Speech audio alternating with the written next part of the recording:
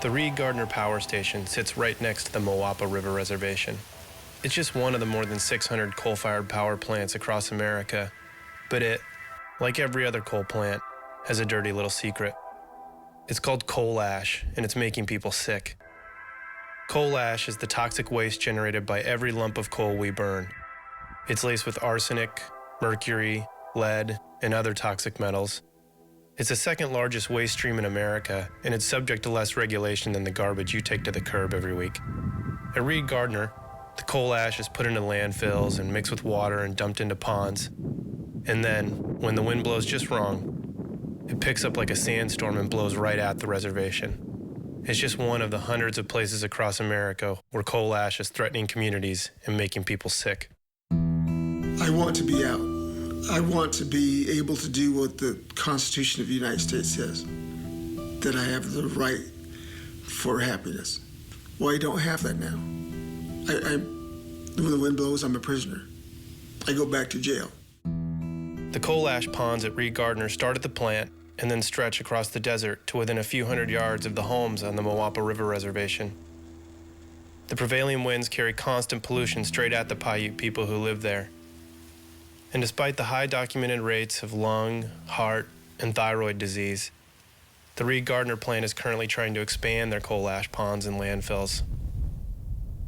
I live the closest to the ponds and then the blowing dust, and I get all of it every time it blows.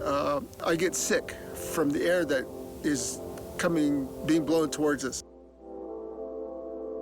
Fatigue, headaches, nosebleeds, dizziness. I suffer from all that, and that's what they acknowledge. It's what they don't acknowledge, the document that addresses the chromiums, the manganese, the leads, all of the other bad stuff. I mean, what long-term effect does that have? I've never had asthma until I moved here. I now have to use an inhaler, and my little girl got her first inhaler last week. I was diagnosed with hyperthyroidism. I've had a sore throat for 6 months. I associate it with that plant because after reading the chemicals and the poisons in there, it has to be. You flip on a light switch. That power does not come from that light switch. That power is generated somewhere else, and it impacts people. Many people on the reservation have decided they're tired of being polluted on from the outside. Now, they're looking for solutions to this problem on the inside. So at the same time the Reed Gardner plant is trying to expand its coal ash storage capability, the Moapa Paiutes are trying to show a different way forward. One that uses the resources that are already there and moves us past coal. I'm working for green energy, and where we're going to have a solar plant. And so I think we're the first tribe in the United States to be putting this plant on a reservation at this large scale. So I guess I'm really proud, and I'm kind of their first worker. No pollution, no nothing, no sound or smell or nothing coming from it. To go ahead and be a part of that connection, to be connected with the sun, making it into energy. To be that connected with nature, Mother Earth, plants, rocks, animals. I mean, that's basically who we are. That's what we started out with. Back before this was a reservation. That's how our people were from back then, lived from the earth. In some ways, I just feel like the Indian people are here for a reason, and maybe it's to try to help do what we can to preserve the environment. We can't not just sit here and just take it, but to go ahead and do something about it.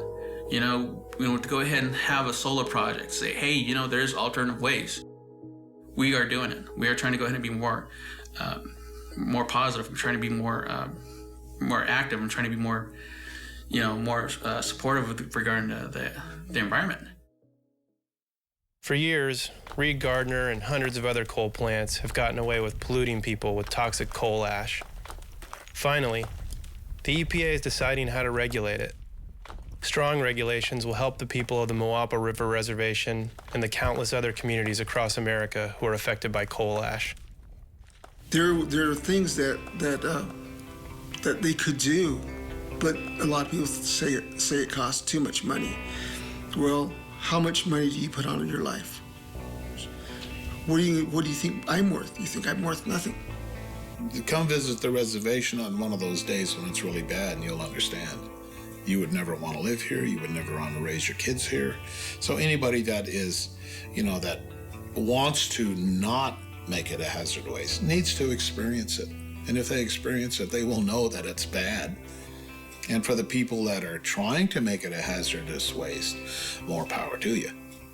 You're on a mission to try to help at least this tribe and any other people that's near coal ash.